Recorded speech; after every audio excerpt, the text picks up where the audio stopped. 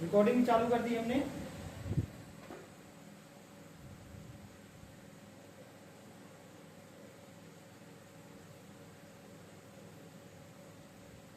आज की जो अपनी क्लास है, आज कौन सा 5वीं क्लास है ना? बिल्कुल बिल्कुल, हम सब पढ़ाएंगे, आपको पूरा पढ़ाएंगे। वैदिक ज्योतिष का आज कौन सा दिन है?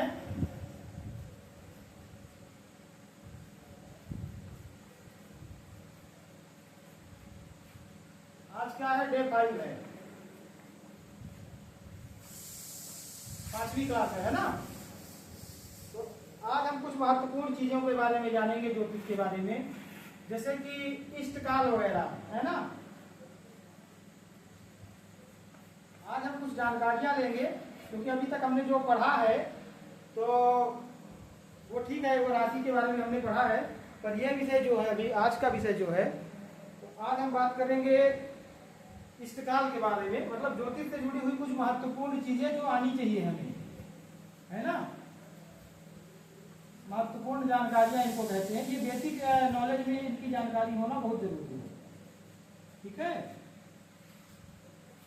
Very good. आज का क्लास का विषय रहेगा महत्वपूर्ण जानकारियां। तो जैसे कि इष्टकाल वगैरह भी बताएंगे आपको हम, पर ये मान लीजिए कि जो जैसे हमारी राशियां कितनी हैं, कुल राशियां कितनी हैं? 12। अब 12 राशियों का जो ये चक्र है, इसको क्या कहते हैं? राशि चक्र। क्या कहते हैं? 12 राशियों का जो चक्र है, जो स्थान है, इसी को कहते हैं राशि चक्र, है ना? राशि चक्र, और इसको भचक्र भी कहा जाता है, ठीक है? अभिषेक जी, ये पढ़ाया गया था आपको उस पे?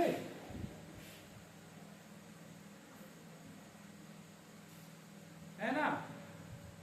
तो राशि चक्र या भचक्र कितना होता है, कितने डिग्री का होता है? देखिए, प्रत्येक राशि कितने अंश की होती है? प्रत्येक राशि 30 अंश की होती है। ये अंश का वो है, ये जो बिंदी लगी ऊपर, ये अंश है ना? प्रत्येक राशि कितने अंश की होती है? 30 अंश की। और पूरा भचक्र कितने का होगा? तो 30 गुणे हम कर लेंगे 12, वो जो मान निकलेगा उसी को कहेंगे भचक्र। कितना होता है? एक भचक्र जो है एक राउंड सर्कल है, जितना हम देख सकते हैं, है ना? ये टोटल कितना होता है? 360 डिग्री का, 360 अंश का, है ना? अभिषेक जी, भचक्र या राशि चक्र कितने का होगा? 360 अंश का राशि चक्र होता है ना? 3 ब्लैकबोर्ड नहीं दिख रहा है? हेलो हेलो, आ रहा है अभी ना?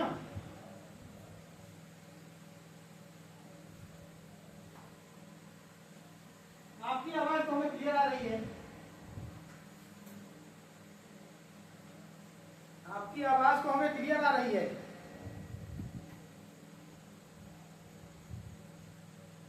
हेलो, आ रही है ना?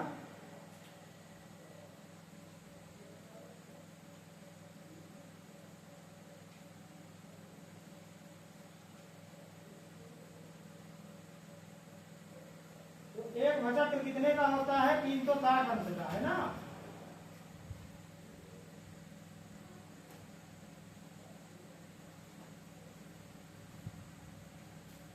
प्रत्येक राशि कितने की होती है? 30 अंश की। और एक राशि चक्र होता है 360 अंश का, ठीक है? हेलो, आवाज आ रही है आपको? गणेश जी,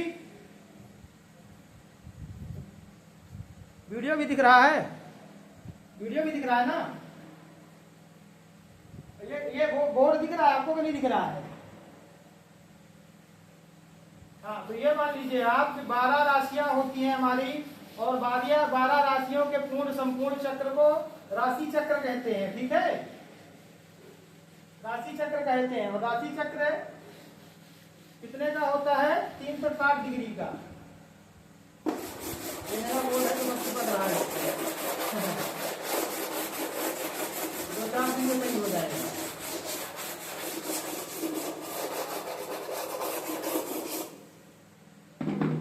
कितने का होता है? एक राशि चक्र जिसमें 12 राशियां होती हैं, ये 360 अंश का होता है।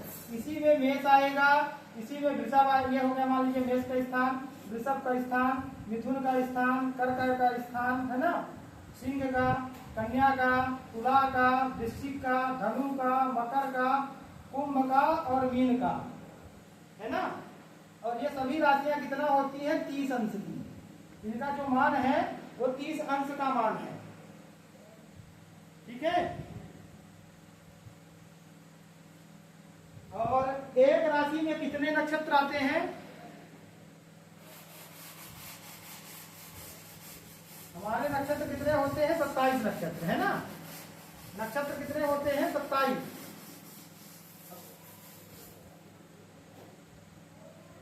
हाँ, वो उसको मुहूर्त में पढ़ा जाएगा, है ना। अब जीत मुहूर्त को मुहूर्त में पढ़ा जाएगा। तो देखिए 12 राशियां हैं और 27 नक्षत्र होते हैं। कितने? 27 नक्षत्र होते हैं। तो एक राशि में कितना नक्षत्र आता है? लगभग 3 नक्षत्र, लगभग 3 नक्षत्र। लगभग कितने आते हैं? 3 नक्षत्र। अब इस हिसाब से देखेंगे तो 12 राशियों में 27 नक्षत्र आएंगे, तो 12 क्या 36 हो जाएंगे ये तो। इस हिसाब से अगर हम देखें कि 12 राशियों में अगर एक राशि में 3 नक्षत्र आता है, तो 12 राशियों में 27 नक्षत्र है, तो 36 कैसे आएंगे? सही बात है गणेश जी।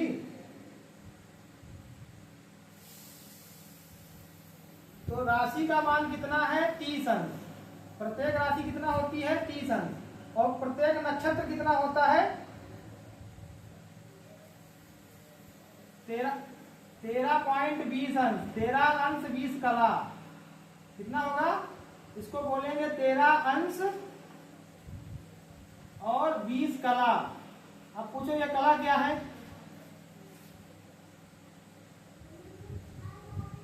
अंश क्या है? कला क्या है? अंश कला क्या है? कोड़ी, जो कोड़ी है, ज्योतिष और खगोलीय गणनाओं की महत्वपूर्ण इकाइयां है ये, है ना। इसको कैसा कहते हैं? अंश कला और विकला। इसको क्या कहा जाता है? जैसे हमारा क्या हो गया? घंटा, मिनट और सेकंड। ये क्या है? वर्तमान समय की है ना इकाइयां। घंटा, मिनट और सेकंड, इसी से ना आप टाइम देखते हो, है ना। और हिंदू समय सारणी में क्या है? घटी, पल और विपल। ब्लैक बोर्ड नहीं दिख रहा है? ये कुछ इंटरनेट का दिक्कत आ रहा है क्या है आज? हेलो,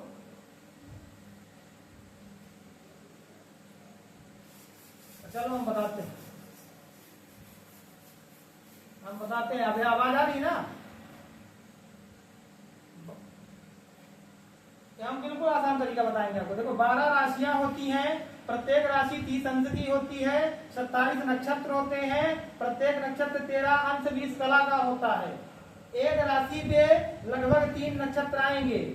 अब ये जो अंश, कला और विकला है, ये कोण मापने की इकाइयां हैं। क्या है? अंश, कला और विकला। अंश, कला और विकला क्या है? ये कोण मापने की इकाइयां। खगोल शास्त्र में इसी से कोण नापा जाता है, अंश पे। 45 डिग्री पे कोई बोलेगा कि बैठा है, तो मतलब वो 45 अंश पे बैठा है। अंश को बोलेंगे डिग्री। अंश को अंग्रेजी में कहते हैं डिग्री। क्या कहते हैं? डिग्री। कला को कहते हैं, हाँ, कला को कहते हैं आर्क मिनट। इसको कहते हैं ARC, आर्क, MINUT, मिनट, है ना। और विकला को कहते हैं अर्क सेकंड। ये कोण मापने की इकाइयां हैं, अर्क सेकंड। ठीक है। अब राशि में नक्षत्र किस हिसाब से आते हैं उसको आपको देखना पड़ेगा। तो आपको अंश कला और विकला आना चाहिए, तभी आप एक राशि पे 3 नक्षत्रों को बैठा पाएंगे। क्योंकि अगर आप डायरेक्ट सोचो कि एक राशि में 3 नक्षत्र आएंगे तो फिर अपने पास 27 नहीं 36 नक्षत्र होने चाहिए। सही बात है, सही बात है गणेश जी। अब 12 नक्षत्र हैं, 12 राशियां हैं, 27 नक्षत्र हैं, और हर राशि में 3 नक्षत्र आएगा तो 27 नक्षत्र में कितनी राशियां आएंगी? 12 का तो 36 हो रहा है। तो इसका डिग्री के हिसाब से होता है। ये 30 अंश का है और नक्षत्र 13 अंश का है। तो अब आप समझ लो कि 13 अंश का नक्षत्र है, और नक्षत्र में भी 4 चरण होते हैं। क्या होते हैं? प्रत्येक नक्षत्र के 4 चरण होते हैं। ये 4 चरण के बारे में आपको जरूर मालूम होगा, है ना। प्रत्येक नक्षत्र के 4 चरण होते हैं, और प्रत्येक चरण कितने अंश का होता है? प्रत्येक चरण 3 अंश 20 कला का होता है। 3 अंश 20 कला, 3 अंश 20 कला का होता है। अब बताओ 30 अंश की हमारी एक राशि है, तो उसमें 30 अंश ही आएगा ना। हेलो, जैसे आप मान लो कि हम सबसे पहली राशि मेष राशि को ले लेते हैं। मेष राशि को ले लिया हमने, तो मेष राशि 30 अंश की हो गई, है ना। हमने पहले नक्षत्र को ले लिया। मेष राशि में 3 नक्षत्र आएंगे तो पहले ही 3 नक्षत्र आएंगे। पहले 3 नक्षत्र क्या है, कौन कौन से हैं? अश्विनी, दूसरा है भरणी, और तीसरा क्या है? कृतिका। अश्विनी, भरणी और कृतिका। अब ये तीनों नक्षत्र पूरे आएंगे क्या इस पे, राशि पे? अश्विनी है 13 अंश 20 कला का, भरणी है 13 अंश 20 कला का, और कृतिका भी है 13 अंश 20 कला का। आएंगे तीनों। ये 30 अंश की राशि है, और 13 क्या 39 अंश तो यही हो गई। अब 20 में 60 और जोड़ ले तो 40 अंश हो जाएंगे। 3 नक्षत्र मिला के तो 40 अंश हो रहे हैं। तो क्या 40 अंश 30 अंश की जगह पे आ सकता है? आपका बर्तन 2 किलो का है तो आप उसमें 3 किलो भर सकते हैं? नहीं भर सकते ना गणेश जी। आपका बर्तन 2 किलो का है तो आप 3 किलो कैसे भर दोगे उसके? 2 किलो ही भर सकते हो। तो इसी के हिसाब से जब राशियों में नक्षत्र बैठाते हैं हम, तो क्या करते हैं, एक राशि को लेंगे, एक नक्षत्र को पूरा लेंगे, 30 अंश की राशि है, एक नक्षत्र को पूरा लेंगे 13 20 ले लिया, दूसरे नक्षत्र को भी पूरा लेंगे 13 20, तो 13 20 कितना हो गया? 26 40। अब बचा कितना है? 3 20। अब बचा कितना? 3 20 में क्या होगा? एक नक्षत्र का एक चरण लेंगे, मतलब तीसरे नक्षत्र का केवल एक चरण आएगा इस राशि को। एक चरण आएगा कितने का? 3 20 का। अब ये मिला के टोटल हो जाएगा 40 20 60, और 60 कला का एक अंश होता है। 60 कला का एक अंश हो जाएगा, तो 40 20 60, तो 60 का जब हो गया तो एक जुड़ गया, तो इसको यहाँ पे 0 लिख देंगे हम। 60 की 0, हासिल 4 का एक का आएगा। 60 का एक होता है ना, एक अंश। इधर तो हमने 0 लिख दिया, इधर कुछ अंश नहीं है, पॉइंट को हमने ले लिया इधर। अब 26 में एक यही जोड़ दिया, 27 हो गया, 27 3 30 पूरा हो गया। मतलब समझ रहे हैं? पहले नक्षत्र के चारों चरण, दूसरे नक्षत्र के चारों चरण, और तीसरे नक्षत्र का केवल एक चरण आएगा। बाकी जो इस नक्षत्र का 3 चरण बच रहा है ना, वो अगली राशि पे जाएगा, है ना। मतलब अगर इस हिसाब से देखा जाए तो एक राशि में 9 चरण आते हैं। ठीक है। अब ये थोड़ा थोड़ा समझ में आ गया होगा कि 12 राशि में कैसे बैठाएंगे हम 27 नक्षत्र को, क्योंकि तीसरी राशि का जब एक चरण इधर गया तो 3 चरण बचा, तो तीसरी राशि से अगले राशि में शुरू होगा, उसमें भी 3 नक्षत्र आएंगे, तीसरी चौथी और पांचवी। जैसे पहली दूसरी तीसरी मेष राशि पे आ गया, तो दूसरी तीसरी चौथी कहाँ चला जाएगा, वृषभ राशि पे। मतलब पहली दूसरी तीसरी इस पे आया, तो तीसरी चौथी पांचवी जाएगा उस पे। तो तीसरी राशि का एक चरण इधर आया है, 3 चरण इस पे जाएंगे, चौथी का भी जो बचेगा वो जाएगा, फिर पांचवी का जितना बचेगा उतना आएगा। मतलब टोटल 9 चरण लेने हैं अपने को, है ना।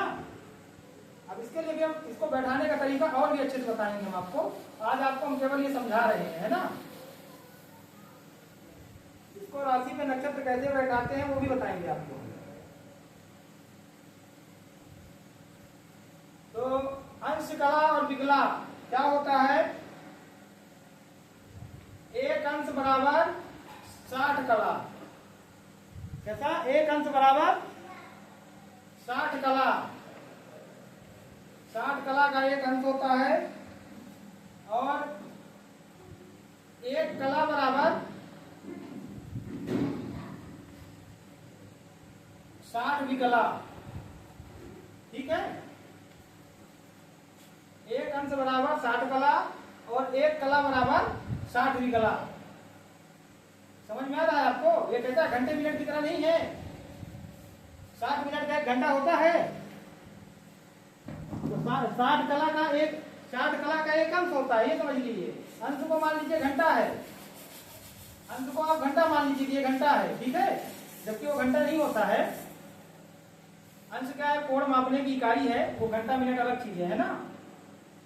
और इसको हम उदाहरण के तौर पर बता रहे हैं कि अंश को मान लो घंटे की तरह। तो 1 घंटे में कितना होता है, कितना मिनट,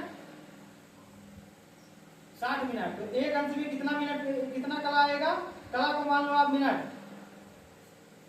कला को मानो मिनट, कितने आएगा एक अंश में, 60 कला। 60 कला, घंटा नहीं जुड़ना है, घंटा केवल आपको ध्यान देना है। घंटा का तो कोई मतलब ही नहीं है कोण नापने में, है ना। घंटा समय नापने का है, ये कोण मापने का है, पर होता वही है ये, उसी की तरह। 60 जैसे 1 घंटे में 60 मिनट होते हैं, वैसे ही एक अंश में 60 कला होता है।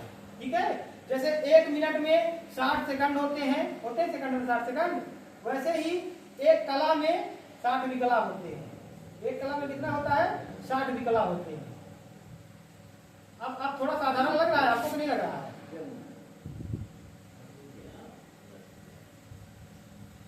अब समझ में आ रहा है ना। घंटे मिनट की तरह ले लीजिए इसको। एक अंश बराबर 60 कला और एक कला बराबर 60 विकला, है ना।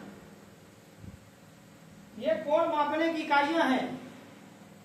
क्या कोण मतलब जो त्रिभुज होता है हमारा, त्रिभुज का मान आपने जब कभी उसमें भी पढ़ा होगा तो डिग्री पे ही निकाला होगा, कितने डिग्री का है,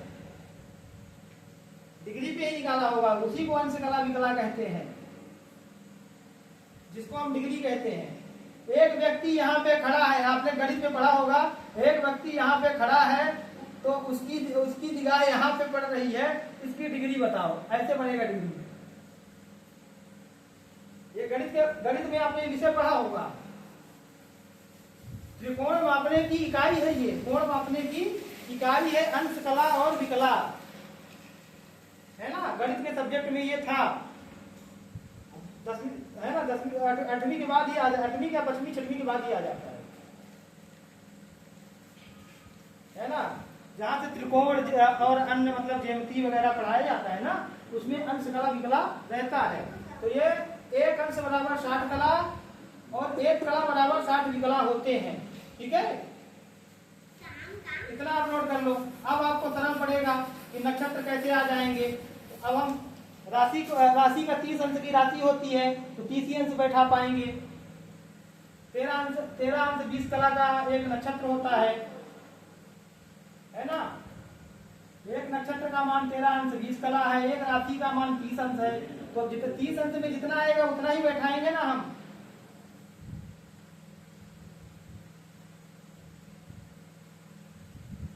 ये नहीं बता रहे हैं हम आपको, हम ये बता रहे हैं कि राशियां होती कितनी अंश की हैं। राशियों का बल कितना होता है, उनका स्थान कितना होता है। जो हमारा भचक्र है, राशि चक्र है, वो 360 अंश का होता है और उस 360 में 12 राशियां होती हैं। तो प्रत्येक राशि का कितना मान होता है ये समझिए आप। प्रत्येक नक्षत्र का मान कितना होता है, क्योंकि सभी राशियों के अंदर नक्षत्र होते हैं, है ना। नक्षत्र सबसे छोटी इकाई मान लो आप, और उसके बाद में नक्षत्र रहेंगे राशि में और राशि रहेगी कहां पे, भाव पे। ऐसे ही रहता है ना।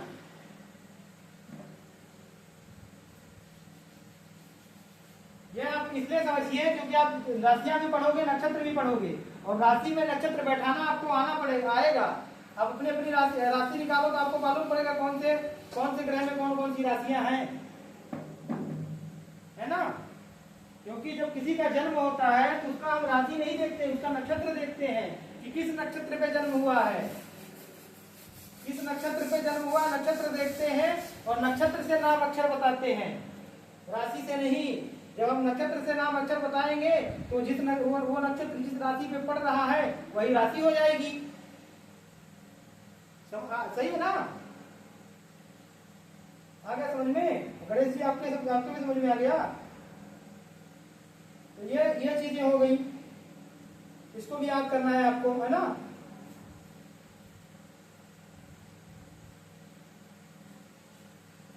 अब हम आपको बताते हैं इष्टकाल निकालना। किसी भी कुंडली में आप सबसे पहले इष्टकाल निकाला जाता है ना।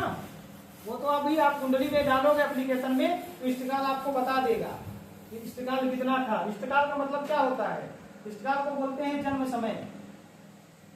जन्म समय पुरानी कुंडलियां किसी के पास है,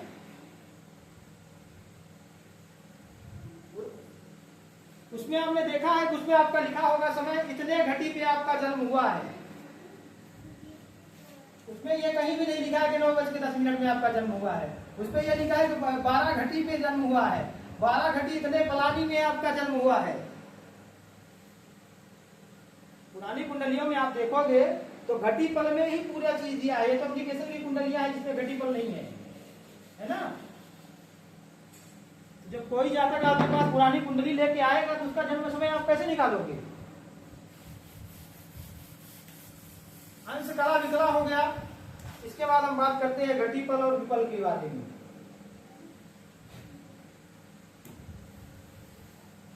देखिए अभी जिस समय को हम मानते हैं आज के डेट पे, वो कितने बजे चेंज होता है, डेट कब चेंज होती है, रात के 12 बजे। रात के 12 बजे अभी आप सब लोग या सारे ये क्या भारत की सभ्यता है, रात के 12 बजे का टाइम। रात के 12 बजे जो डेट चेंज होता है तो क्या ये भारत का वो है, भारत का है ये, भारत का नहीं है ना। हमारे यहाँ पे डेट नहीं होता, हमारे यहाँ पे होती है तिथि। क्या होती है, तिथि होती है ना। और हिंदू समय सारणी है, जो हिंदू मतलब दिन है, तो हिंदू दिन की शुरुआत कब होती है, हिंदू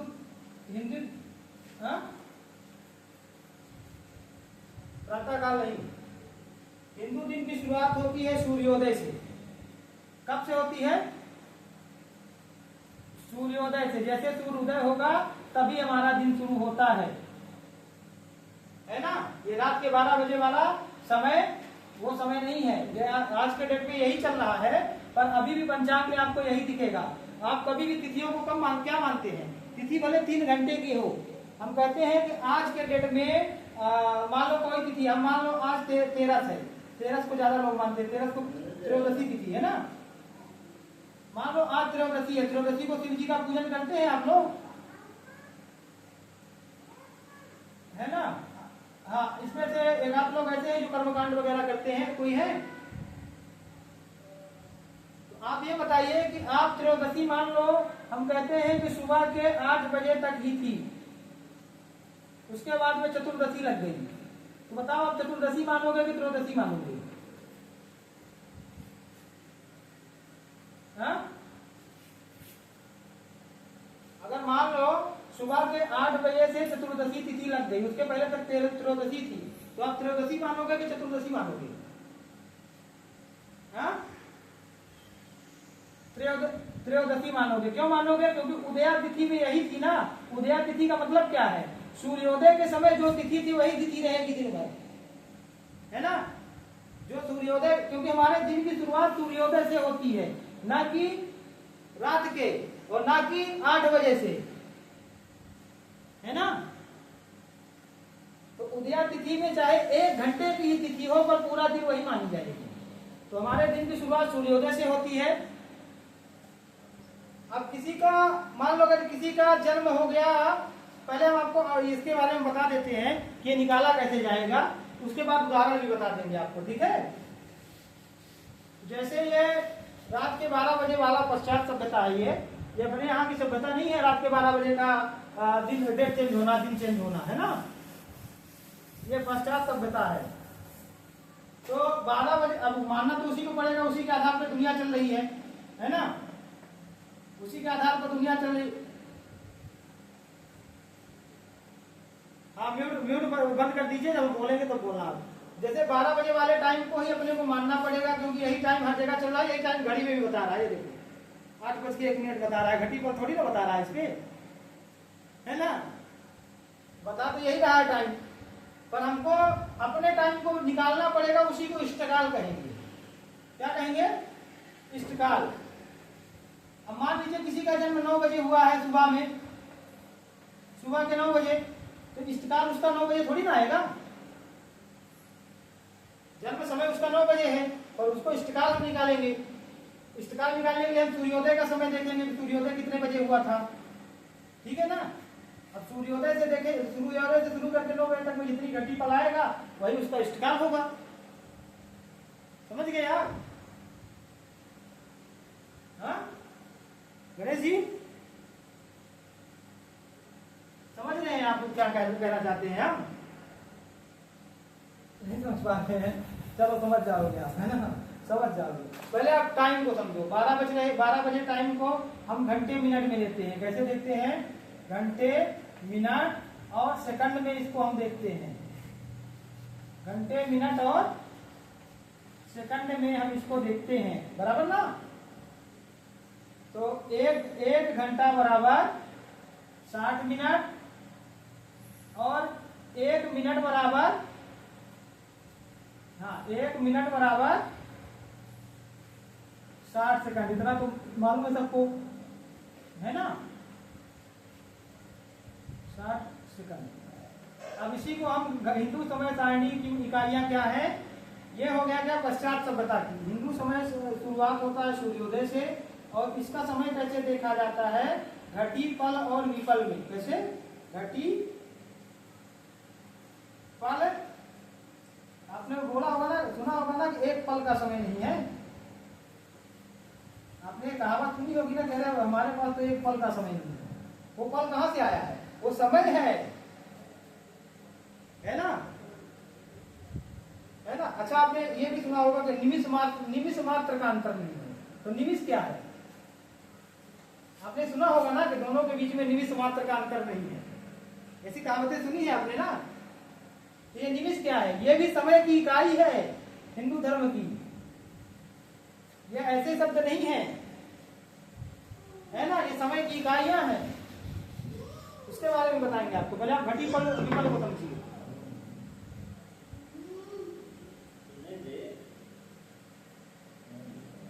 नहीं यार, घटी पल का मतलब होता है कि जो समय चल रहा है, बीता हुआ समय नहीं है घटी, आज का समय। हिंदू समय में क्या है? घटी पल विपल। विपल का मतलब होता है जैसे ये घटी का मान लो ये घंटा है, घटी को मान लो घंटा है, पल को मान लो मिनट है। आज के समय के हिसाब से समझो ना इसको। विपल को मान लो सेकंड है, ये छोटी इकाई है। जैसे घंटा मिनट सेकंड होता है, ऐसे घटी पल विपल होता है। घटी बड़ी इकाई है, पल छोटी इकाई है, विपल उससे भी छोटी इकाई है। जैसे घंटा बड़ी इकाई है, घंटा देर से होता है, मिनट भी जल्दी होता है और सेकंड और जल्दी हो जाता है। है ना। 5 सेकंड बीतने में कुछ समय ज्यादा नहीं लगेगा, 5 मिनट बीतने में कुछ समय लगेगा, और 5 घंटे बीतने में तो और भी ज्यादा समय लगेगा।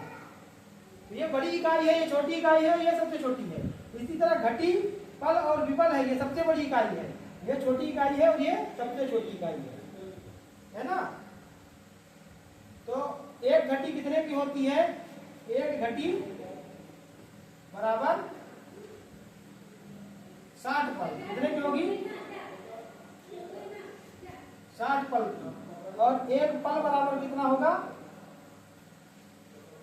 60 विपल। 60 विपल। एक घटी बराबर 60 पल और एक विपल बराबर 60 विपल। अब वर्तमान समय को देखें अगर हम, तो वर्तमान समय अनुसार कैसा है?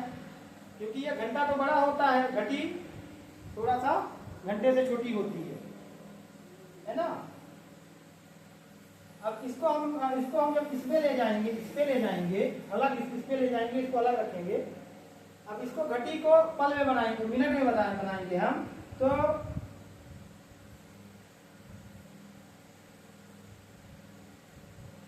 एक घटी कितने का होता है? एक घटी बराबर 24 मिनट की होती है। 24 मिनट की होती है। कितने की? 24 मिनट की एक घटी होती है।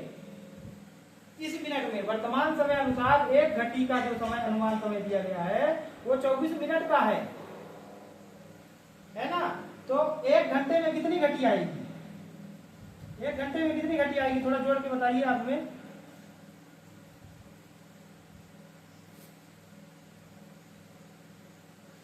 एक घंटे में कितनी आएगी? 2.5 घटी, है ना। 2.5 घटी। अब समझ गए आप? 2.5 घटी का एक घंटा होता है। तो 12 घंटे में कितनी घटी आ जाएगी?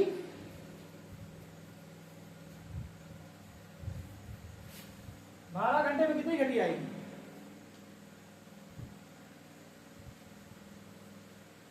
बताइए।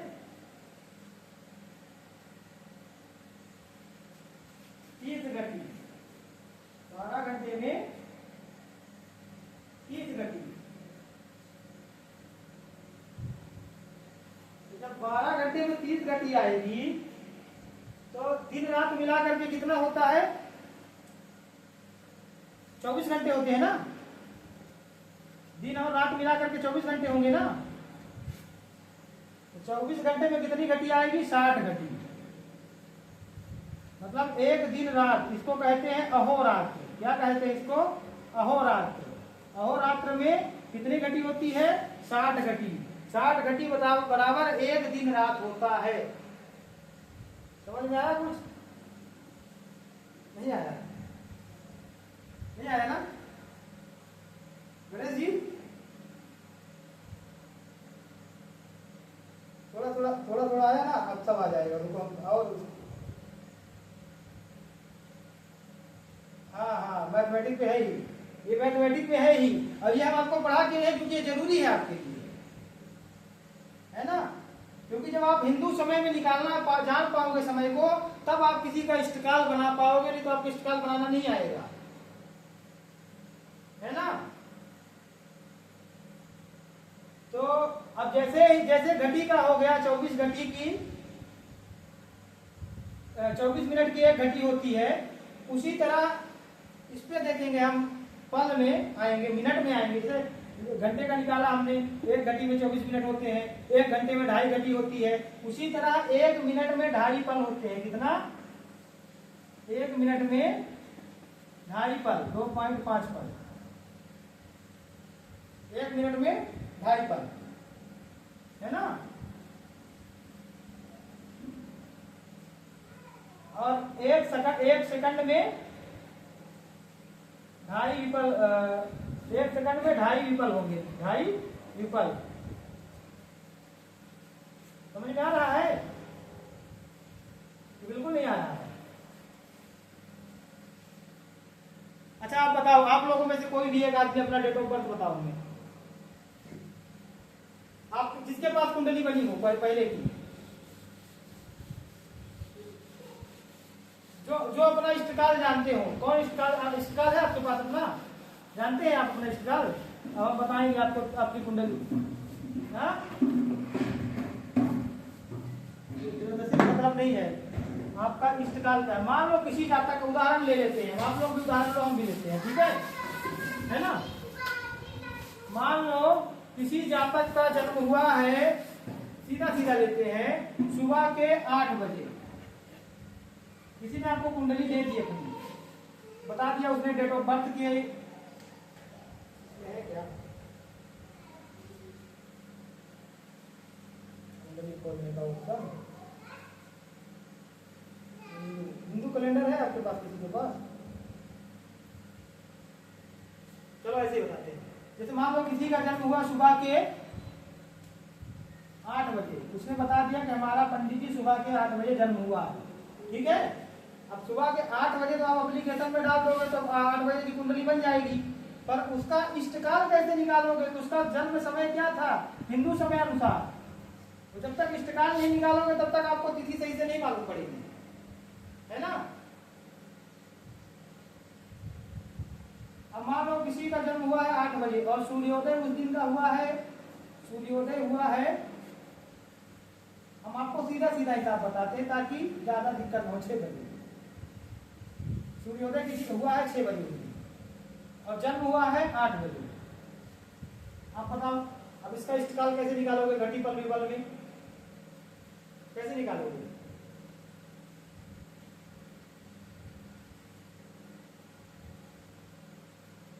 वो छोड़ो, आप मान लो 6 बजे जन्म हुआ है किसी का, तिथि को छोड़ो, 6 बजे जन्म हुआ है, 8 बजे मतलब 8 बजे जन्म हुआ है, सूर्योदय 6 बजे हुआ है, आप बताओ। हाँ, 5 घटी हुआ, तो इन दोनों में हम घटा देंगे ना। 8 बजे जन्म हुआ है, 6 बजे सूर्योदय हुआ है, तो 6 से 2 ही घंटा ना ज्यादा हुआ है, कितना हुआ है? 2 घंटे ज्यादा हुआ है ना, 2 घंटे निकल रहे हैं 8 में 6 घटाने पे, तो 2 घंटे में कितनी घटी आएगी? 5 घटी। 1 घंटे में कितनी घटी आती है? 1 घंटे में 2.5 घटी आती है, 2.5 घटी आती है, तो 2 घंटे में कितनी आएगी? 5 घटी। 5 घटी के बाद पल में डाल देंगे 0 पल, 5 घटी 0 पल और 0 विपल, क्योंकि ये तो नहीं है ना, मिनट तो नहीं है। अब इसी में मान लो अगर किसी का जन्म 6 बजे हुआ है और उसका 8:12 में जन्म हुआ है, 8:12 में जन्म हुआ है, तो अब बताओ, अब उसका बताओ इष्टकाल उसका क्या निकलेगा? हाँ,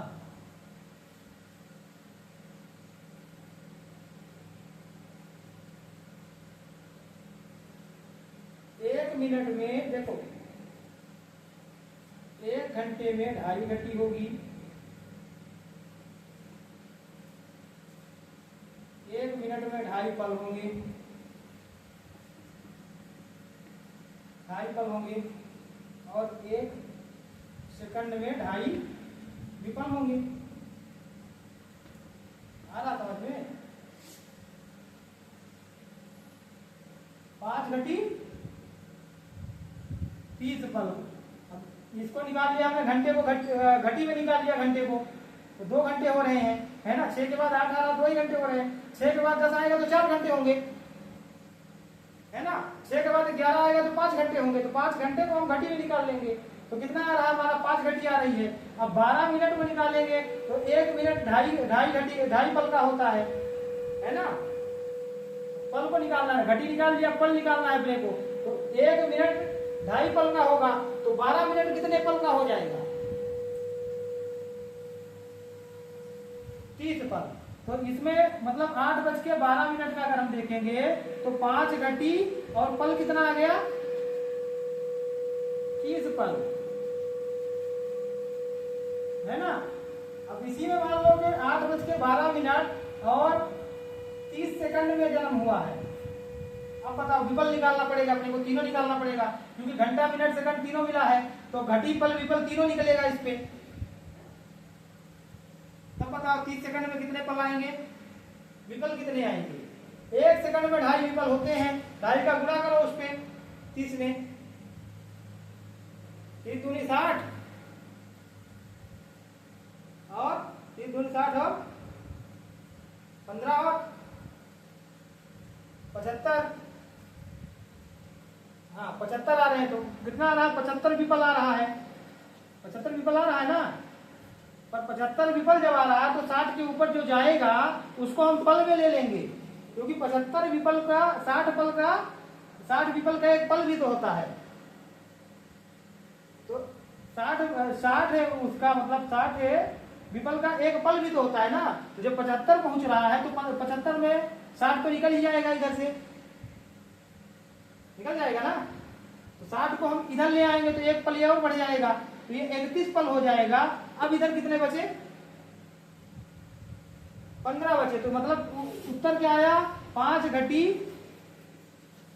31 पल और 15 विपल। ये है उसका इष्टकाल, ये है उसका जन्म समय, ये है उसका इष्टकाल। ठीक है, जातक का इष्टकाल ये है। पुरानी कुंडली है किसी के पास है तो देखो आप उसमें घटी पल विपल में लिखा है कि नहीं लिखा है। हस्तलिखित जो कुंडलियां होती हैं, हमारे पास यहाँ पे एक भी कुंडली नहीं तो आपको दिखाते हैं, है ना। यहाँ पे एक भी कुंडली नहीं रखा है हमने आज, ये आपको दिखाते हैं कि घटी पल विपल लिखा कहाँ रहता है। और सभी कुंडलियों में आपको मिलेगा, जो पुरानी कुंडलियां आप देखोगे तो उनमें सभी में मिलेगा आपको घटी पल विपल, है ना। जरूरी नहीं है कि आपको नई कुंडली, अगर आप ये घटी पल विपल नहीं निकाल पाओगे तो उस आदमी की कुंडली में आप ग्रहों की स्थिति कभी नहीं जान पाओगे, क्योंकि ग्रहों का बल होता है जो ना, वो आप केवल कंप्यूटर के माध्यम से ही देख सकते हो, या तो फिर आप उस दिन का पंचांग देख करके देख सकते हो। जब आपको उसका मालूम ही नहीं है कि टाइम क्या है तो टाइम निकालोगे कैसे आप? समझ रहे हैं आप? सूर्योदय का पता तो आपको गूगल में भी मिल जाएगा उस डेट का, समझ रहे हैं आप। पर आप उसका एग्जैक्ट टाइम कभी नहीं निकाल पाओगे जब तक आपको घटी पल विपल नहीं मालूम पड़ेगा। जो पुरानी कुंडलियां है उसमें यही लिखा है, ठीक है, उसमें आपका ये टाइम नहीं लिखा, स्टैंडर्ड टाइम नहीं लिखा है, ये इसमें यही टाइम लिखा है पुरानी कुंडलियों में। देखो किसी की बनी है, बहुत से लोग आपसे कुंडली परामर्श लेने आएंगे और उनके पास पुरानी कुंडलियां होंगी, उनको डेट ऑफ बर्थ मालूम नहीं रहता है, उनको टाइम नहीं मालूम रहता है, क्योंकि उनका टाइम इस भाषा में लिखा है। जब इस भाषा में उनका टाइम लिखा तो उनको कहां से मालूम पड़ेगा? समझ रहे हैं आप? क्या गणेश जी, सही बात है ना। पुरानी कुंडलियां बहुत सी आएंगी आपके पास, कोई नई कुंडली ही नहीं आएगी देखने के लिए। पर आप जब उसका घटी पल विपल नहीं जानोगे तो उसका समय नहीं पता कर पाओगे आप कि है कितने बजे का जन्म समय। आप उसको पूछोगे तो वो भी नहीं बता पाएगा, क्योंकि यही भाषा लिखी है उस पर, संस्कृत में लिखा जाएगा तो यही भाषा लिखी है, और यही भाषा लिखी तो जब आपको समझ में नहीं आ रहा है, आप एस्ट्रोलॉजर हो तो उसकी समझ में कैसे आएगा? जन्म समय उसको भी मालूम नहीं पड़ेगा, आपको भी नहीं मालूम पड़ेगा। आप केवल और केवल उसका लग्न चार्ट देख करके फलादेश करोगे, और ग्रहों का बल वगैरह उसमें कहीं नहीं लिखा रहता है, ग्रहों का बल कहीं नहीं लिखा रहता है। लग्न चार्ट देख के फलादेश करोगे, उसमें लिखा रहेगा गुरु यहाँ बैठे हैं, सूर्य यहाँ बैठे हैं, बुध यहाँ बैठे हैं। अब ना आपको सूर्य का बल मालूम है, ना बुध का डिग्री मालूम है, ना गुरु की डिग्री मालूम है। तो गुरु है कितने डिग्री के? गुरु 3 डिग्री के होंगे तो अलग फल देंगे, गुरु 13 डिग्री के होंगे तो अलग फल देंगे, और गुरु 26 डिग्री के होंगे ये तो अलग फल देंगे ना ग्रहों के बल के आधार पर आप केवल ग्रह की स्थिति देख करके जब तक उसका बल नहीं जानोगे आप फलादेश नहीं कर पाओगे, तो फलादेश करोगे तो गलत ही आएगा, है ना। और ग्रहों का बल देखने के लिए आपको उसका टाइम निकालना जरूरी है, क्योंकि अगर आप उसका टाइम निकाल लोगे ना तो आप किसी भी एप्लीकेशन में खोल लोगे उसका डेट ऑफ बर्थ और ये, तो आपको ग्रहों का बल अपने आप मिल जाएगा, है ना। हम कहते हैं पंचांग ना भी ढूंढो, उस डेट की पंचांग मत ढूंढो, क्योंकि इतना पुराना पंचांग कहीं नहीं मिलता है। 1957 में किसी का जन्म हुआ है, 1960 में जन्म हुआ है, और आज वो कुंडली दिखा रहा है 1965 में जन्म हुआ, कहाँ ढूंढोगे आप उसका पंचांग?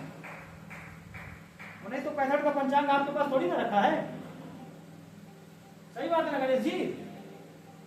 और कुंडली आप एस्ट्रोलॉजर का काम कर रहे हो तो कुंडली आपको सभी तरह की देखने को मिलेंगी, और पुरानी से पुरानी भी मिलेंगी। और सबको डेट ऑफ बर्थ नहीं मालूम रहता। कुंडली है उनके पास पर उनको डेट ऑफ बर्थ मालूम नहीं है। उनकी कुंडली में डेट ऑफ बर्थ लिखा भी नहीं है, उसमें तिथि लिखी हुई है, अयन लिखा हुआ है ना, नक्षत्र लिखे हुए हैं और ये टाइम लिखा हुआ है घटी पल विपल में। उसको ये मालूम ही नहीं कि उसका डेट क्या है, वो भी आपको ही निकालना पड़ेगा, है ना। उसका डेट भी आपको ही निकालना पड़ेगा, उसका टाइम भी निकालना पड़ेगा, इसलिए ये याद करना बहुत जरूरी है ना। अब मान लो एक उदाहरण और आपको हम देते हैं। मान लो कि अगर किसी का जन्म सूर्योदय, किसी की कुंडली आपके पास आई, आप लोगों में से कोई भी ऐसा हो जो अपने कुंडली का जन्म समय आपको जिसको मालूम है, डेट मालूम है, सूर्योदय मालूम है, डेट बताओ, आप डेट बताओ, सूर्योदय हम गूगल से निकाल लेंगे।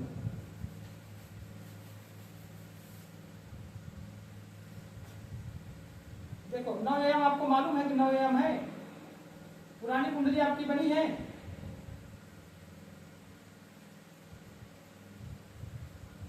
ना। हाँ अभी यह क्या है ना कि जब जितने, हाँ आप बताइए, 9:45 AM आपका है ना, पुरानी कुंडली आपकी बनी हुई थी तो उसमें टाइम लिखा हुआ था। हाँ घटी पल में भी लिखा हुआ था, घटी पल में भी लिखा हुआ है क्या,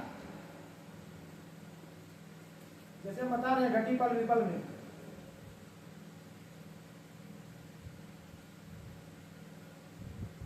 हाँ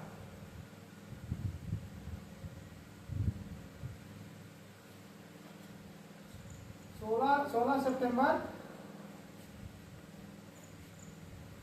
आपका इष्टकाल क्या बताया उन्होंने,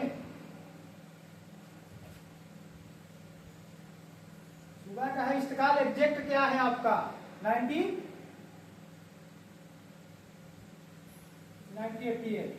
चलो इधर तक मालूम सही है कि यहाँ तक का है आपके पास डिटेल, पर बहुत से लोगों के पास ये डिटेल नहीं होती है, केवल यही लिखा रहेगा, कुंडली बनी रहेगी उनके पास। अब इनका सूर्योदय देखो आप लोग, 16 सितंबर को सूर्योदय कितने बजे हुआ था, इनका इष्टकाल निकालते हैं। 16 सितंबर को सूर्योदय कितने बजे हुआ था, देखो आप गूगल पे सर्च करो।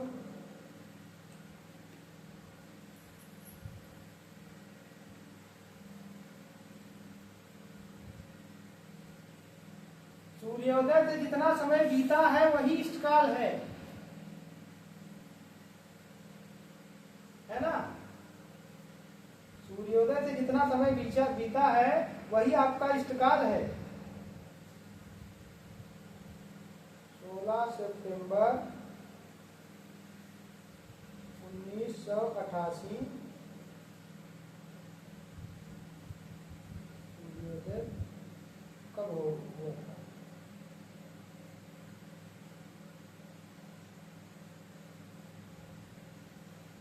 बरेली उत्तर प्रदेश, देखो बरेली उत्तर प्रदेश में, हाँ जन्म कब सूर्योदय कब हुआ था, सूर्योदय का समय निकलेगा उससे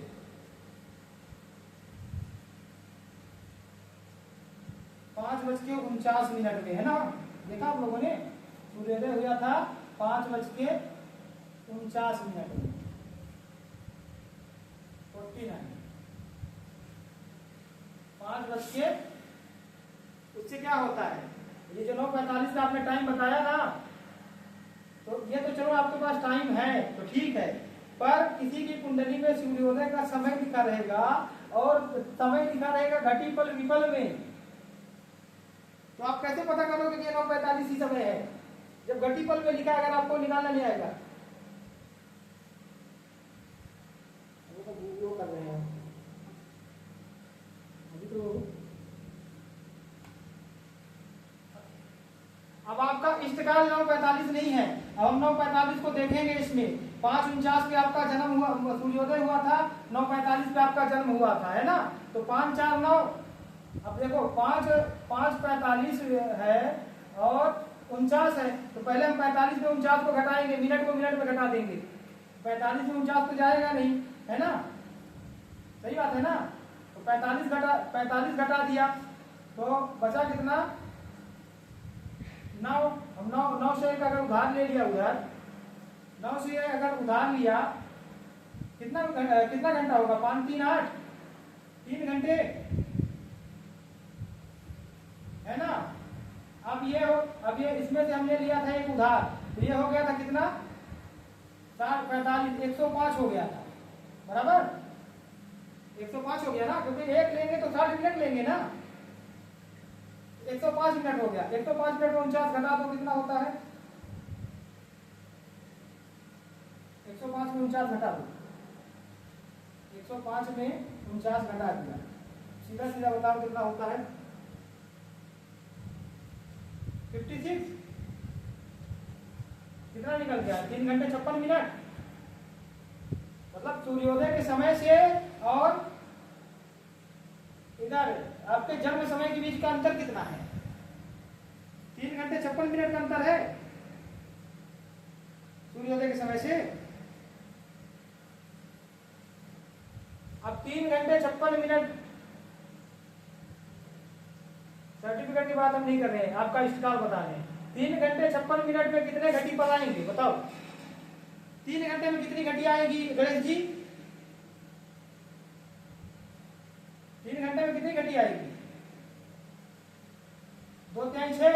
गणेश जी नहीं है क्या? 7.5 घटी है ना। अब 56 मिनट में कितने पल आएंगे? 56 का गुणा कर दो आप,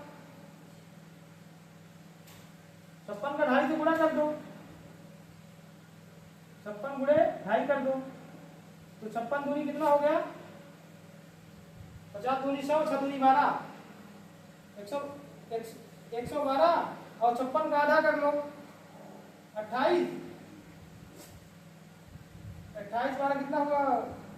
8 2 10 की 0, 2 1 3 1 4, 140 हो, 140 पल है ये, है ना। ये क्या है? 140 पल। अब 140 पल में 60 पल का घर वो भी तो होता है, एक घटी भी तो होती है 60 पल की, तो 60 पल की 2 घटियां इसमें से निकाल लेंगे हम, तो 2 घटियां और इधर मिल जाएंगी, इसमें प्लस 2 घटी कर दो इस पे, 7 दूनी 9 घटी निकल गई। अब कितना बचा इसमें? 7 दूनी 120 चला गया, अब 20 बचा, और आधी घटी का मतलब क्या होगा? आधी घटी का मतलब होगा 24 मिनट की एक घटी होती है 12 मिनट, है ना। आधी घटी का क्या मतलब होगा? आधी घटी का मतलब होगा 12 मिनट ना। आधी, ये जो आधी घटी, इसको ऐसे नहीं लिखेंगे, ऐसे भी लिख सकते हैं इसको, आधा 1/2, 9 घटी पूरा निकल गई। ये जो आधी घटी है इसका कितना होता है? इसका मान कितना होता है? इसका मान होता है 12 मिनट, आधी घटी का मान। एक घटी 24 मिनट की होगी तो आधी घटी 12 मिनट की होगी ना, तो 12 मिनट ये है, और इधर कितना निकल रहा था अपना? ये निकला है 20 पल, 20 पल बचा है। अब 12 मिनट को जोड़ो, कितना मिनट होता है? कितना होता है? कितना पल होगा 12 मिनट का?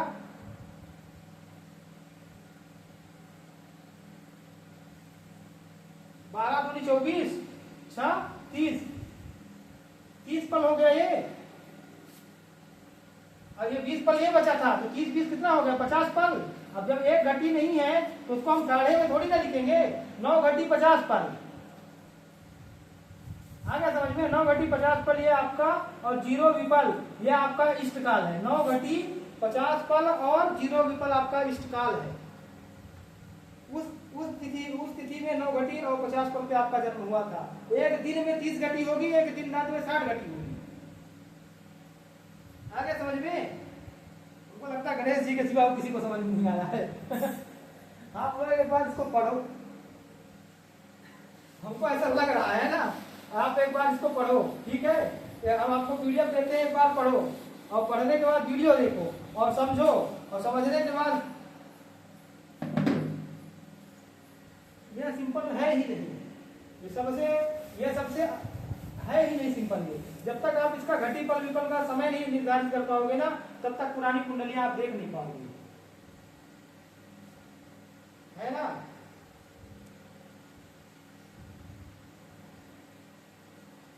हाँ,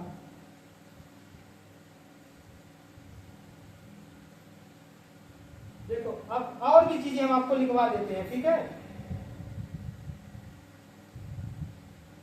हाँ, जो सूर्योदय के समय रहेगा वही रहेगा। अच्छा, हिंदू समय की कुछ और भी इकाइयां हैं, वो हम आपको बता देते हैं, या तो कहो तो आगे अगले विषय में रख लेते हैं। आज आप घटीपल और विपल को ही पढ़ो। क्या बोल रहे हैं आप लोग?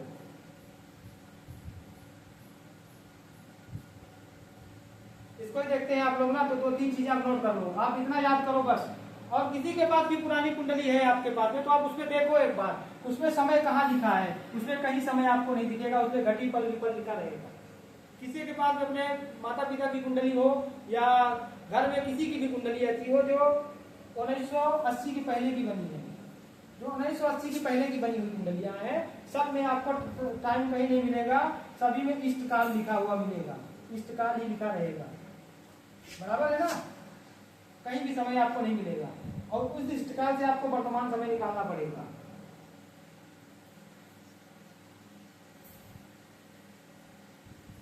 इसको ऐसे, हाँ, समय निकालने के लिए मान लो किसी की कुंडली आई, उसमें लिखा है कि 1900 अभी 62 संवत्सर में आपका इनका जन्म हुआ है, संवत्सर लिखा रहेगा उसमें, है ना। फाल्गुन महीने में जन्म हुआ है, ऐसा लिखे रहेगा। फाल्गुन मासे शुक्ल पक्षे, ऐसा लिखे रहेगा, है ना। तृतीया शुभ तिथौ, है ना। गुरुवार शुभ वासरे, ऐसा लिखा रहेगा उस पे। तो उसी में लिखा रहेगा इष्टकाल, इष्टकाल लिखा, सूर्योदय समय लिखा रहेगा, है ना। पहले लिखा रहेगा सूर्योदय समय, सूर्योदय कब हुआ था, और उसी में लिखा रहेगा इष्टकाल। अब आप ढूंढते रहो जिसका डेट कहाँ है और इसका टाइम कहाँ है, ढूंढते रहो उससे कुंडली में, क्योंकि उसमें ये डेट टाइम लिखा ही नहीं है। उसमें संवत्सर लिखा है, महीना लिखा है ना, सूर्योदय का समय लिखा है, इष्टकाल का मतलब जन्म समय लिखा है। जहां इष्टकाल लिखा है वहीं पे घटीपल विपल में समय लिखा रहेगा, ढूंढते रहो आप कहाँ पे उसकी कुंडली पे लिखा है ना। इसके लिए आपको ये जानना बहुत जरूरी है, क्योंकि पुरानी कुंडलियां भी आपके पास आएंगी, केवल नई कुंडली ही नहीं आएगी। और जब आप ज्योतिष पढ़ोगे तो कोई ना कोई ऐसा एक व्यक्ति आएगा कि आपको बोल देगा कि आप इष्टकाल निकाल के दिखाओ हमको, है ना। कोई ना कोई बोल देगा आपको, आपसे जलने वाला इंसान ही आपसे बोल देगा कि हमको इष्टकाल निकाल के दिखाओ। आप बहुत बड़े ज्योतिषी हो,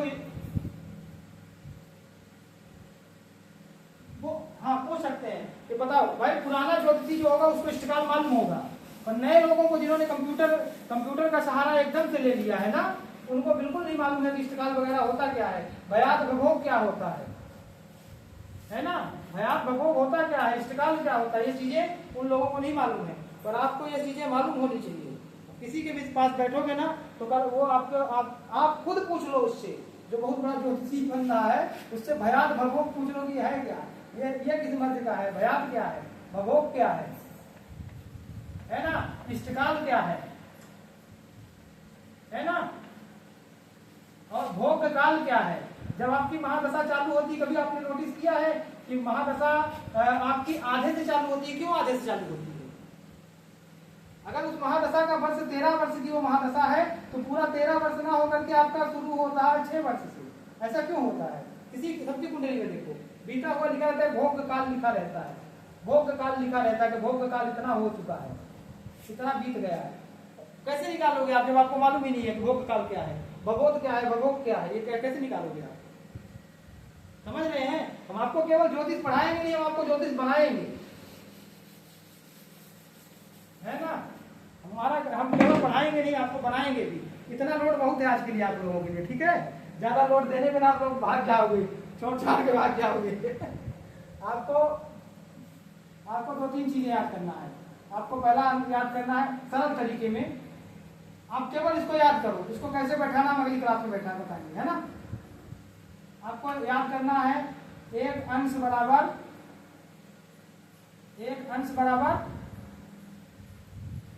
60 कला। ये कोण मापने की इकाई है। ये कला को सेकंड नहीं बोलते हैं, कला हमने सेकंड के रूप में समझाया था आपको, है ना। ये क्या है? कोण मापने की इकाई है, ये समय मापने की इकाई नहीं है, ये किसी के स्थान को मापने की इकाई है। पबजी खेलते हो आप, गेम खेलते हो, उसके ऊपर एक वो चलता रहता है, कहीं देखा है आपने? किसी भी चीज में देखो आप एक काम करो, आप डिग्री के बारे में सर्च करो गूगल में, डिग्री होती क्या है, इसी को डिग्री कहते हैं। इसी को डिग्री कहते हैं। ठीक है, जैसे बोलते हैं, जैसे ये बताइए पृथ्वी हमारी कितनी झुकी हुई है अपनी धुरी पे? पृथ्वी घूम तो रही है पर अपनी धुरी पे कुछ अंश झुकी हुई है, क्यों ऐसी है ना, कुछ झुकी हुई है ना। तो उसके झुकने का जो भाव है, पृथ्वी का जो झुकने का भाव है, उसी को उसको नापने की इकाई है ये, कितने अंश पे झुकी है, कितने किलोमीटर में झुकी है, ये तो नहीं लिखा है उस पे यही लिखा है कितने अंश पे झुकी हुई है। समझ रहे हैं आप? कितने मीटर पे या फीट पे तो नहीं लिखा कितने फीट पृथ्वी झुक गई है ना। तो किसी की जगह का को मापने की जो इकाई है, कोण को मापने की इकाई है, उसको अंश कहते हैं, है ना। एक अंश बराबर 60 कला, एक कला बराबर 60 विकला, विकला मतलब छोटी इकाई, है ना। और एक विकला बराबर, एक कला नहीं, विकला सबसे छोटी है, विकला के बाद फिर उससे छोटी इकाई है। एक अंश बराबर 60 कला और एक कला बराबर 60 विकला। इसी तरह समय मापने की इकाई, ये कोण मापने की इकाई है और समय मापने की इकाई क्या है हिंदू समय सारणी में? घटी, पल और विपल। क्या है? घटी, पल और विपल। आ गया समझ में, है ना। एक घटी बराबर 60 पल, एक पल बराबर 60 विपल, है ना।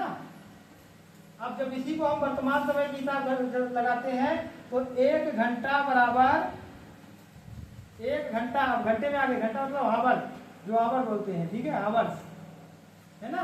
एक घंटा बराबर 2.5 घटी, 2.1/2 घटी, ठीक है।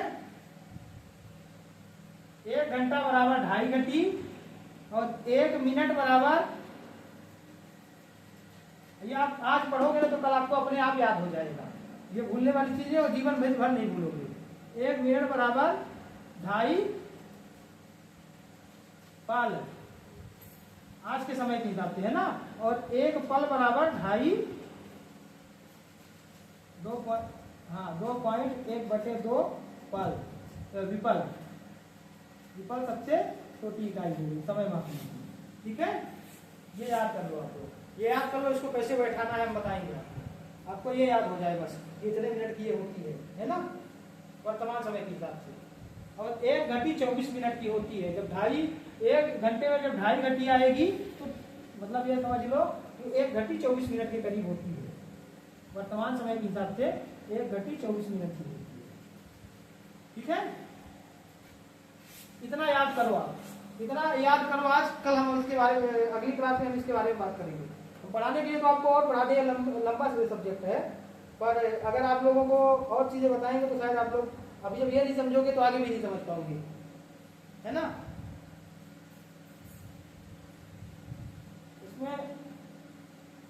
इसमें पुराने लोगों में से कोई नहीं जुड़े हैं, नहीं वो उनको हमने पढ़ाया था, पिछले बैच के कोई नहीं जुड़े हैं।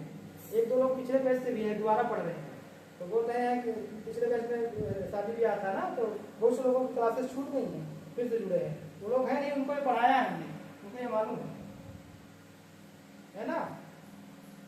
आगे की चीजें भी बता दें आपको कि रहने दें, बाद में बताएंगे अगली क्लास में। हाँ, तो इसको याद करिए, इसको याद ही मत करिए, इसको रिसर्च करिए आप। इसको आजकल गूगल है आपके पास दुनिया भर के एप्लीकेशन है, आप इसको रिसर्च भी करिए और इसका इस्तेमाल भी पूछिए कि इस्तेमाल कहाँ होता है, वो खुद बता देगा कि कितना इम्पोर्टेंट है ना। क्योंकि ये आपको ये चीज आएगा ना तो आप अच्छे ज्योतिषी बनोगे। आपको भयात भगोग निकालना आएगा तो आप अच्छे ज्योतिषी बनोगे, है ना। केवल कुंडली देखना मात्र सब कुछ नहीं है।